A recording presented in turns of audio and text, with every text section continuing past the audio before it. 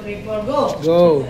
Di katagdang makadawat og tag 5,000 ka pesos kada isa ang mukaban sa 1,796 nga gilangkuban sa 899 ka mga senior citizen o 897 ka mga PWD gikan sa programang AX Good Assistance to Individual in Crisis Situation karong umaabot Nobyembre 17 hangtod 18 tuig 2025. Ang maong pundo gikan sa buhatan ni Sica District Congresswoman Amina Dimapuro o gipaagi sa DSWD diin sila ang implementing agency para sa pag-release sa maong pundo para ngadto sa mga deserving individual sa lungsod sa Lala. Isa sa gihatagan o dakong prioridad ni Congresswoman Amina Dimapuro o ni Governor Khalid Dimapuro ang mga senior citizen o mga PWD sa lalawigan o ilabi na ang anaa sa ikaduhang distrito.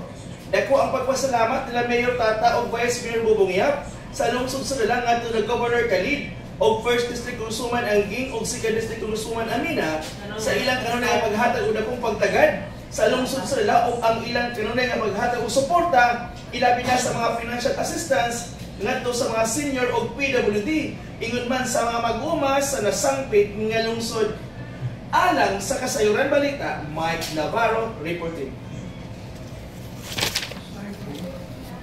Lang!